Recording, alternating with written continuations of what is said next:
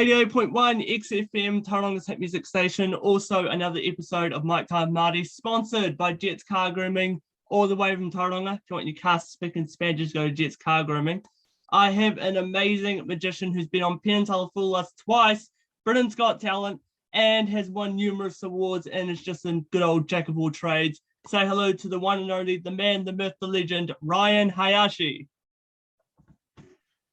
Hello, everyone. How you guys doing? So, Ryan, how are you? I'm fine, thanks. Thanks for having me on the show, Marty. It's a pleasure. No worries. So, like I said while we were talking, I'm a big magic nerd, and one of my magic idols is you. So, what got you started doing magic?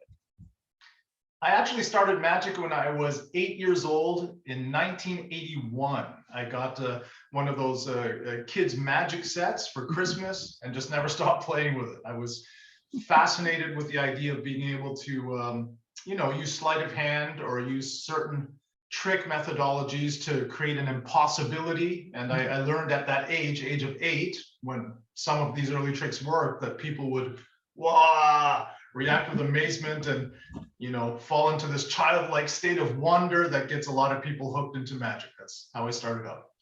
So what was your reaction when you fooled Penn and Teller? Because of course we've seen your video all over YouTube and you were totally stunned. What was the reaction for Ryan?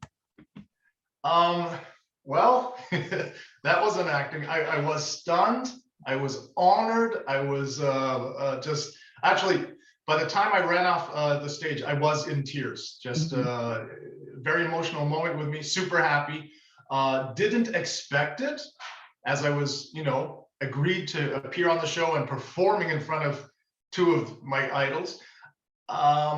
Because for my solo act, the Ultimate Matrix, the coin matrix where the 4 coins jump, that is intrinsically a really boring act. You're laying 4 coins flat on a table, laying 4 flat cards on top of them, sort of doing this with your hands, which looks like you're sliding stuff around and doing sneaky moves, and then the coins gather in one corner. I mean, not a lot of fun in that. And it's,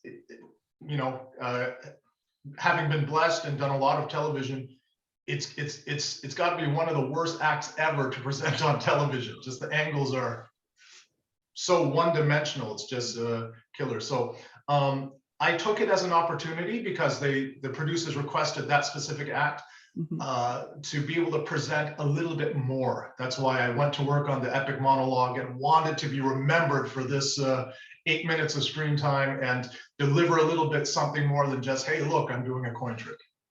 But so, to answer the first question, how did it feel?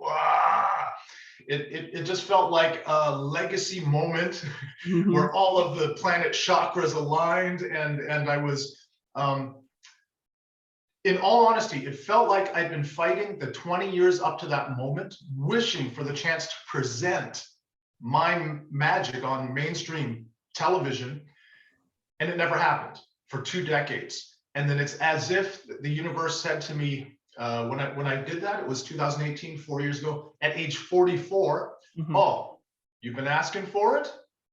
You want the screen time? Here, go ahead. Hottest magic show on television, Penn and Teller. Go ahead, Ryan. Show us what you got. And then it meant a lot just getting the stage time, screen time, wanted to make it count. And when I got the reaction that I fooled them, and more importantly for me, the very kind words that Penn and Teller congratulated me after off stage, that mind-blowing, humbling moment. I would expect so. You were also on Penn and Teller Full List for a second time with your son, Johnny. Now, that's right. What's it like having a young magician as a family member? Johnny and I are very alike. He's been working on that particular act, the father and son cups and balls act, since he was 14. He's 18 now, so it's 5 years of work for that 6 minutes of magic time. I'm very happy to see whatever level of interest in magic, whatever level of work he wants to continue to invest in developing his magic, because I feel very much that my learning, my journey, and my experience is then in good hands, that am very happy to hand over to him what I can. And then the magic is his. So I think one of the first times I saw you on TV was Britain's Got Talent, where you did the samurai sword with a guy, was it zucchinis or cucumbers in his mouth, hands, and on his head? It was cucumbers because they're a little bit larger. Yeah. Holding a cucumber between his teeth, sort of like a steering wheel in his hands in front of him, and then strapped to his head with a headband, one here on the top of his head. Yeah, that was just for several years. That became like a television meme in a lot of TV shows around the world. An absurd act. Looking back at it now, because the act is retired, I no longer do it. I just try to do, nice looking magic. It was an absurd act, I look at it now, I don't consider it a magic act. The entire time I performed it, nobody considered it a magic act. So I guess I have to agree with them. So what was your reaction when you got buzzed by the one and only Simon Cowell? I deserved it. Because what people don't see in that video is that I was too arrogant for the context of me appearing on Britain's Got Talent. I was out of line, basically. The backstory to that was in 2007, coming from Israeli television and then American television, NBC, they had a series called Phenomenon, created by Uri Geller, the spoon vendor. Yep. So he did an Israeli version, then an American version, co-hosted by Chris Angel at that time, where they were looking for the next great mentalist. They then produced it in Germany, the Netherlands, Turkey. I did all three countries, and then several other. There must have been 7, 8, something like that, different incarnations of the show. And I did the German show. I was one of 10 German mentalists in the search for the next Uri Geller. The Dutch series, I was first runner-up or second place by like a fraction of a percent of the viewers' votings. They brought me back in season 2 just to see what would happen if I was the unnamed performer behind a mask, just called The Mask. And the problem, but it's also a blessing, is this was not a recorded and later broadcasted television show. This was live television, which meant the producers invested in coaches to make sure the performers looked their best when they said, go, action.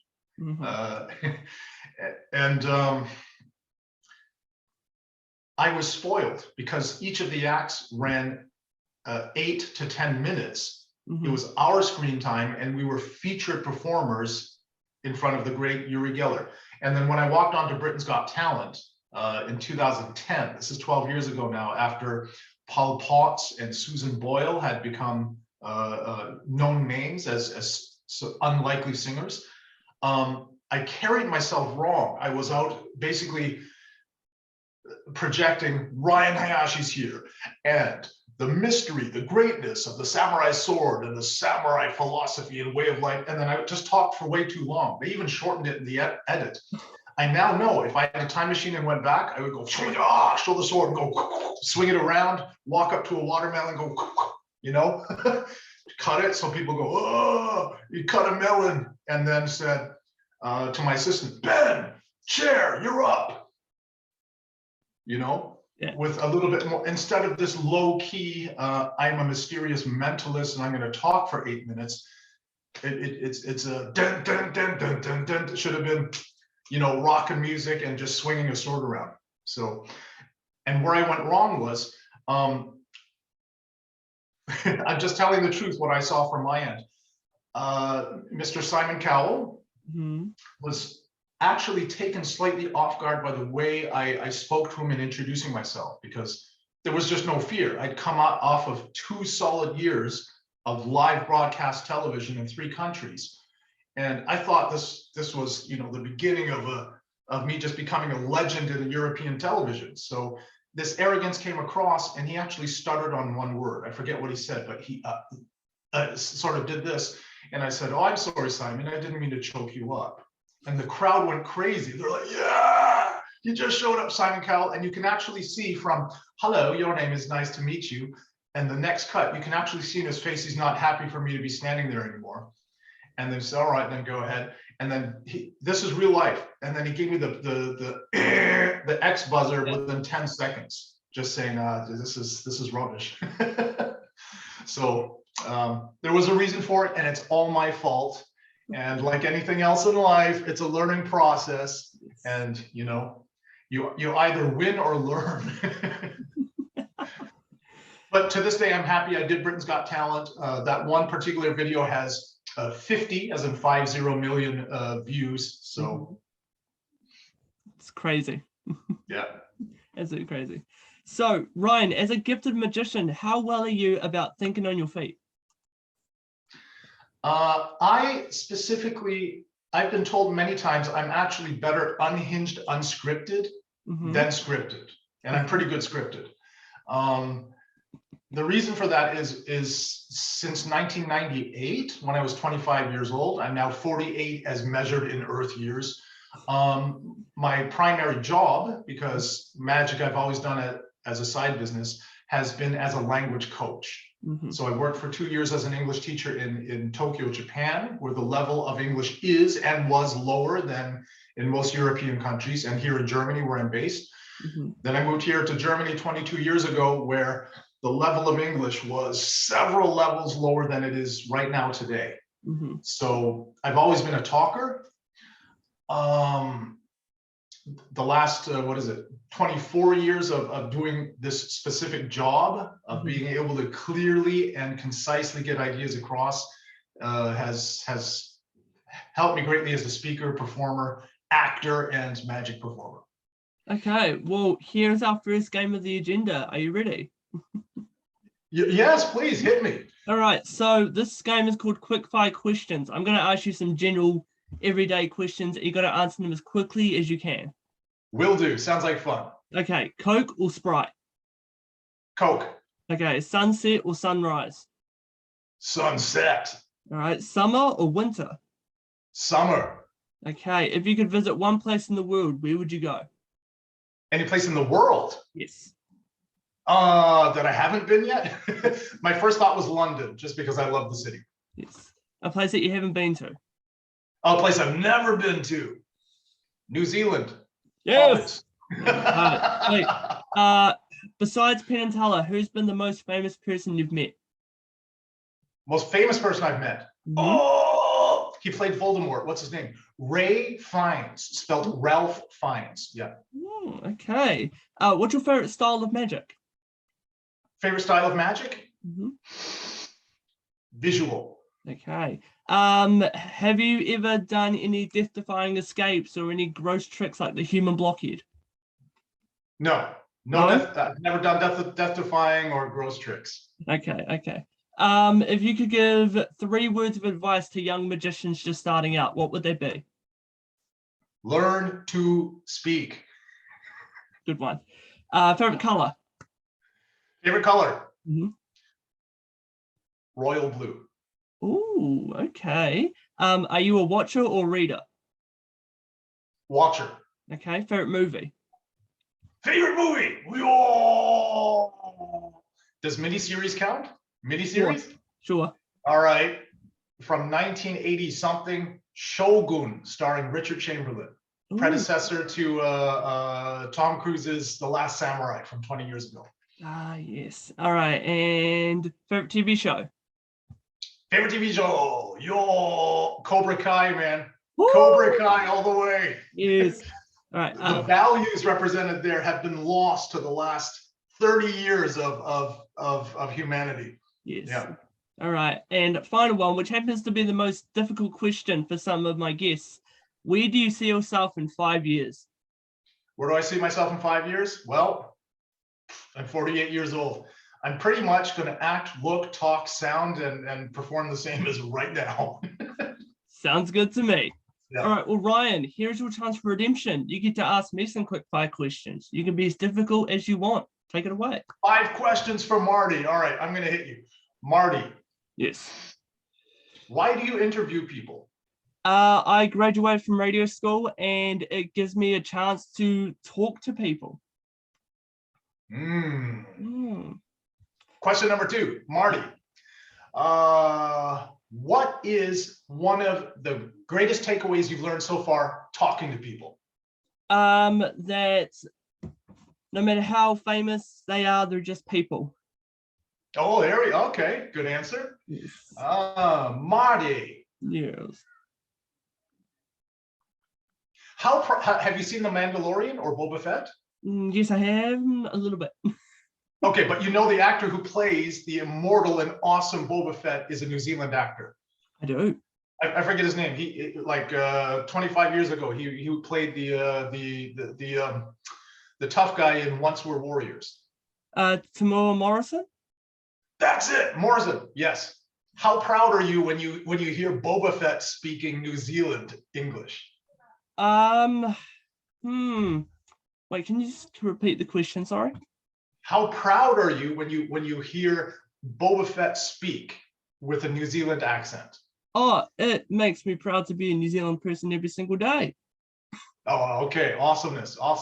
Question 4. Because you interview people and you have a pulse on the way people tick in this generation, in this era, why do you think it is that really for the last 30 years of film and TV series, there have been almost no, I have to formulate this carefully. I don't want to get hate mail. There's been a decline in the male hero. You know what I mean? If you look at Die Hard, Rambo, Rocky, just 35 years ago, it was Magnum PI, the A-Team, Knight Rider. It used to be mainstream to be able to present a father figure, a guy who's smart, a guy who protects others, a guy with courage, a guy who takes action, a guy who loves humanity. And that's been replaced by The Simpsons, Married with Children, and there are very few male heroes for anyone who's now, I would really say 35 years or younger. Why? Where have all the men gone? Oh, I think due to COVID, we've all just bunkered down.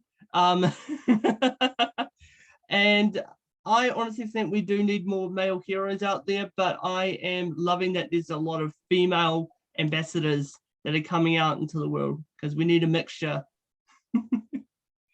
Yeah, which is a good thing. The data has now shown, where I'm based in Germany since 2015, more of the young ladies are actually finishing high school than the male students. And within a couple of years after that, there's been a fundamental shift so that in the United States, there are more female university students than male. So the women are doing really well academically, and in the next decade or so of the job market, a lot of the younger men will be left behind. Final question. Oh yeah, one more. Okay, question 5. What is magic to you, Martin? I've had so many magicians on here, from Chris Heron as Faust, Jonathan Molo, to now you. And I also dabble a little bit, but I think it's just the mystery, how people can take simple objects like a deck of cards, a ring, a thread of string, and make it into something beautiful. Like, especially telling stories, making it funny, making it hit home for certain people. I think it's just beautiful how there's different styles and there's different ways of showing magic in its purest form. Cool answer. Yeah, I would agree with you, Martin. People who go to see a horror movie expect to be scared. People who go to see a comedy expect to laugh. People who watch sci-fi or a superhero movie know what they're getting. And within the confines of presenting a podcast interview show, a historical drama series about the royal family, or a movie, when I look at all of this, I believe that magicians have less restrictions than any other art form in terms of how we do what we do and what emotions we trigger. Exactly. Yeah. Exactly. All right. So, Ryan, I have been dying to see a magic trick. What have you got for us? Magic trick. Okay. If it's cool with you, I prepped 2 things. One would be my stand-up, my handling of the miser's dream. For any of the viewers not familiar with this is an old classic idea in magic where they used to take a metal champagne bucket, and to elegant orchestral music, because this was 100+ years ago, pluck coins out of the air. I've changed the name because the miser's dream doesn't mean anything to the average person. I just call it money from the air. It's a stand-up routine. It's going to look like this. And then should you decide you'd like to see it, I have a second piece later on where I'll pivot the camera down to the table and can show you some close-up. All right, here it is. You know what? I'm even going to take the jacket off. Okay, ladies and gentlemen, enjoy. This for me is the one magic trick that makes the most sense, because if you really had magical powers, what would you do with them? This is my answer, I believe, for most people. Enjoy money from the air.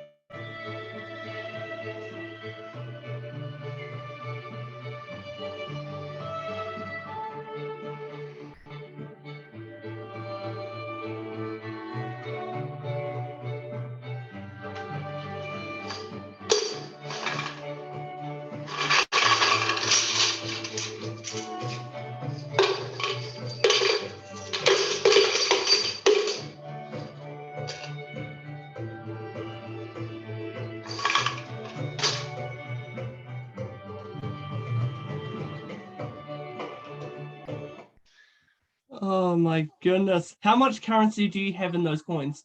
How much? What is in those coins? How much currency do you have in those coins? Kerosene. Current, like how much money Oh, is currency. Sorry. Forgive me. I thought you said kerosene. I'm using replicas, so those are not actual expensive antique coins. Dang. And my apologies, I understand that the New Zealand accent's a little bit hard to understand. That's all right. I used to watch Crocodile Dundee, so I understand over the top Aussie. And well, at least for us North American speakers, it's a close accent, Australian and New Zealand. It's very close. I think it's a 1, 2, 3, 4, 4, 5, 6. Isn't that right?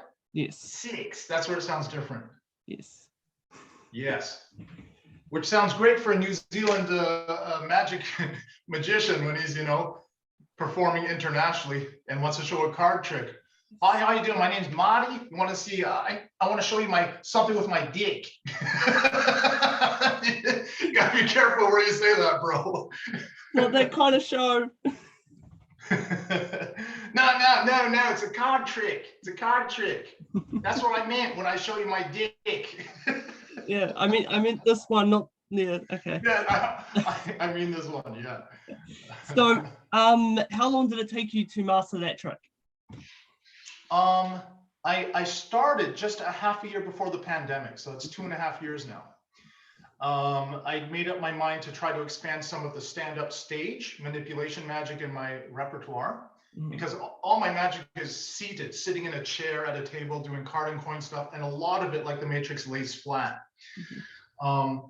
And I thought, come on, Ryan, do something up here where I can just stand up in a room in front of people, and within stage or theater conditions, be able to perform in front of 100 or 200 people without a camera having to zoom in, angled down on the table. And then the pandemic hit, and then it was me and the coins for just 2 years trying to work out my own handling of how many different ways to apparently pull coins out of the air and make it look pretty. So I guess, at least in my life, that's one good thing that came out of the 2 years of pandemic lockdown, that I developed some stand-up manipulation material. So the coin matrix, the trick that you are the most famous for, how long did it take you to, first of all, come up with a trick like that, but also to master it? 12 years, from 2004 to 2016. The inspiration for that came in December 2003. I saw a magic performer, an American by the name of Armando Lucero, perform his beautiful musical matrix right in front of me. And it blew me away. I honestly, at that time, didn't know how he was doing that 5-phase musical hypervisual routine. Beautiful. It was, at that point in time, without a doubt, the most beautiful coin matrix I'd seen in my life. And I'd seen awesome stuff from Shoot Ogawa, awesome stuff from Dean Dill, from the immortal David Roth, but just the sheer beauty of it, with very nice low key, like what I've just done now, just pretty orchestral music. And I left that convention. It was in London, called the Macmillan International Magic Convention, and I just brought out 4 coins and started playing with them, starting the next month in January 2004. I entered it in the 2006. In 2004 and 5, I entered it in European competitions. 2006 at the FISM FISM World Championships in Stockholm, Sweden. It ranked 7th for its category of close-up magic. But I had to wait 12 years until 2016 to feel this thing was done. Yeah. So you are also a mentalist. Is there any little mentalism tricks that you can do right now? Mentalism. Let me see. I love putting my guests on the spot. I'm sorry. You know what? I'll do it. I'll just ask Selena, who's off camera, to please hand me that blue deck of cards. That would be great. Okay, someone's about to hand me a deck of cards. What condition it's in, if it's complete, or if some cards have been cut or torn or burnt or chewed, I don't know. Okay.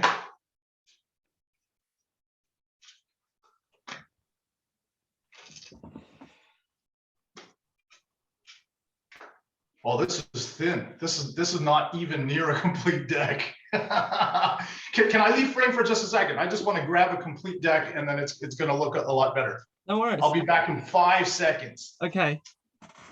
Or in Kiwi in 5 seconds. 5 seconds.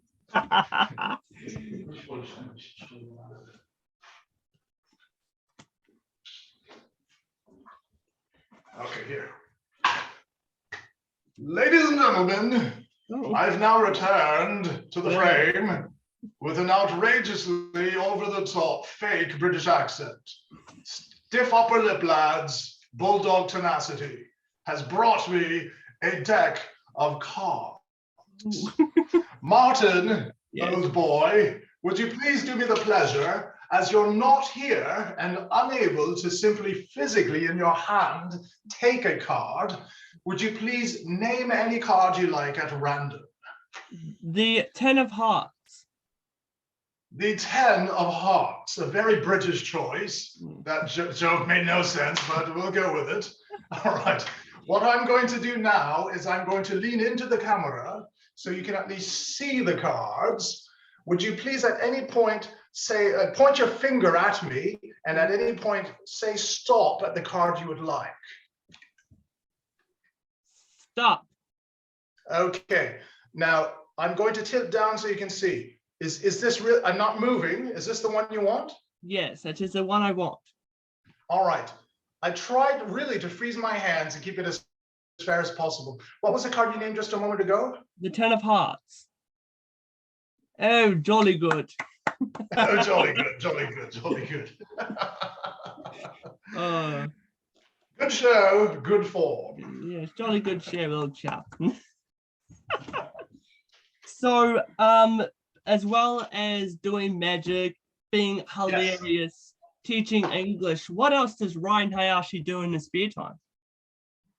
Ryan Hayashi in his spare time works on magic, thinks about and works on various aspects of the traditional martial arts, and that's about it. So, that's about it. I actually got in contact with you from someone, you were on their show, AJ? AJ Magician? From which country? Yes, that's the one. No, where is he from? From which country is AJ? America. AJ from America. I have no idea, bro, but I'll take your word for it. I'm assuming it's somebody I don't know in person, but was kind enough to write me and talk to me about magic. At the start, he showed you his samurai sword. He showed me a samurai sword. Yes, he did. Okay. Okay. So groovy. Yeah. So he actually told me to message you. So what was your reaction when I messaged you for this interview?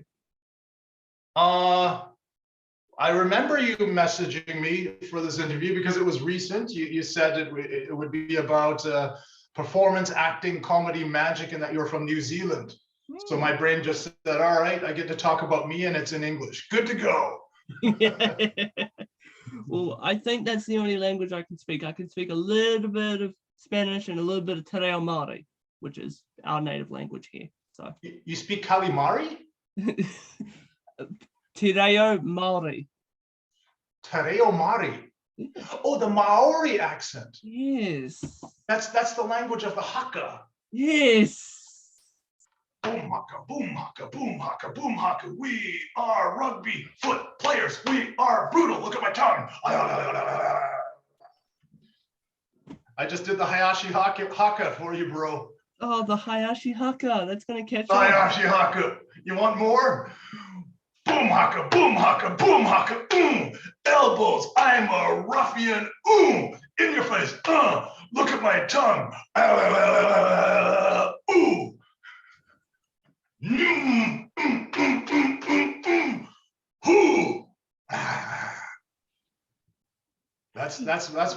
my freestyle haka, bro. Oh, this is sick. This I is hope what some of them already see this and know I'm not making fun of them. I love watching videos of the haka. It makes me feel, I don't know, excited watching it. Yeah. Okay. Ryan, are you ready to play the next game? Hit me, bro. Hit me. All right. Have you seen a show called Hot Ones? Hot Ones. Never seen it. No? Okay. So it's where Sean Evans gets his celebrity friends to eat hot wings. We don't have hot wings here. So I'm going to take an idea from his show and I'm going to dabble into your Instagram and you just have to explain that gram. I have to explain stuff I've posted on my own Instagram. Yes, I will show you the picture and you just have to give us the in-depth story of it. Okay. All right. Are you ready? I'm ready. All right. Let's go with this one. Oh yes, this is a letter I wrote to someone in the Hungarian language. Okay. To show my appreciation. I tend to do that. I speak to various people and write to them in their own languages. Fair enough. Next one. That was in the year 2018 in one of 3 cities I did, which were San Diego, Houston, Texas, and Washington, D.C. as a motivational speaker to talk about the Hayashi samurai success strategies. And, you know, the convention girls just hanging out came up to me and started manhandling my suit. So me being the media whore I am, I said, somebody take a picture. All right, next one. Yes. Oh, that's me wearing a traditional old school Chinese robe, which is known from the Kung Fu series Ip Man, starring Donnie Yen. Yes. All right, next one. Oh, yes, that's my son Johnny and I in Sydney, Australia. We were there last summer. Okay, and final one. Let's try and find something. Oh, this one's perfect. It's got my name in it. It's got your name on it. What? What? Oh, the other Martin. That's Martin Cox. That's a mate of mine, a friend of mine from London, England. Monday Night Magic is an event held in the US. They usually do live shows, but they switched to online, obviously, virtual shows over the last 2 years. Okay. So you messaged me saying that you were going to show us a new rendition of the coin matrix. Instead of that, Okay, no worries. because of the amount of stuff I would have to bring, I can show another close-up, which is my rendition of another classic, similar to the Matrix, if that's all right. My rendition of the Sponge Balls. Sure. All right, let me hit you with that. Hope you enjoy. It's to a recent song that's been playing in the radio, just like over here in Europe the last 2 or 3 weeks. So this is, all right, you will need to see. There's the close-up, Matt. Let me move this out of the way.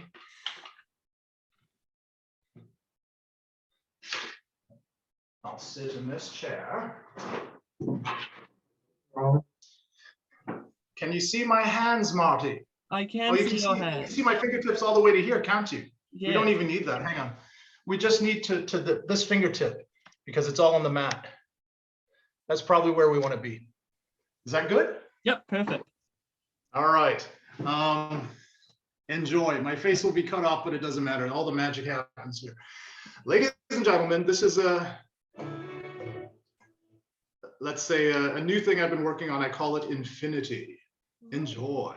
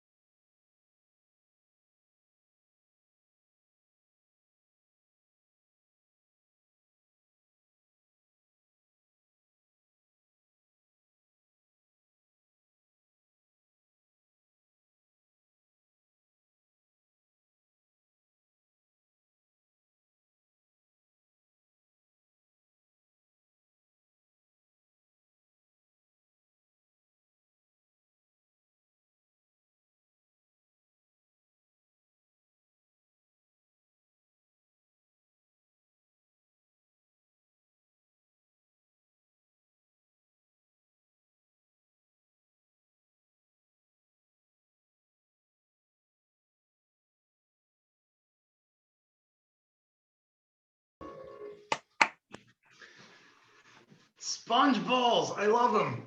Sponge balls.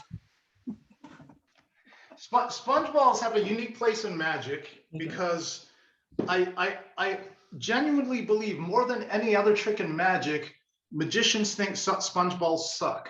Mm. I think there's several reasons for it. I think it's just so often poorly performed. And they've got it in their head. There's not a lot you can do with it. Mm-hmm. It's obvious. It's not entertaining. It's for kids. It looks lame. It looks crappy. I just take the same approach to sponge balls as I do any other effect in Magic, and it's one of my favorites. Okay, Ryan, how much do we have until? We've got the last 2 minutes, my friend, and then we need to sign off here because of another international call that's going to be happening, which I've invited you to join us in. Okay, well, Ryan, I'm going to give you the floor. Instagram, TikTok, let the people know what's going on. Okay, hello everyone who's watching this. Thank you for spending time with Marty and I talking about magic, entertainment, and all this stuff. My name is Ryan Hayashi. I'm on Instagram as Ryan Hayashi. My YouTube channel, full of magic, is Ryan Hayashi. I'm all over Facebook and the internet as Ryan Hayashi. And not surprisingly, my website is ryanhayashi.com. All right, Ryan, final question. If you could see anyone in your shoes on my show, who would it be? Anyone I know on your show. Mm-hmm. Do I have to know them personally, or would I just love to see this? Just love to see them. It can be a bit of both. You tell me. I would love to see well, I've seen some interviews from them, either Penn or Teller. They both give great interviews, and that's just a wealth of entertainment history right there, show business, all of it. Yeah. That would be a dream come true. Let's hope that happens. All right, well, Ryan, thank you so much for taking your time. It's been awesome to talk with you. Like I've said, you are a huge inspiration for me for doing magic, doing comedy, and also doing the good old voice impressions. So thank you once again, and I look forward to seeing you in a couple of minutes because you've invited me to a show, which I'm super excited for. All right, my friend. Thank you for having me on this podcast interview. See you in 2 minutes. See you in 2 minutes. Thanks, Ryan.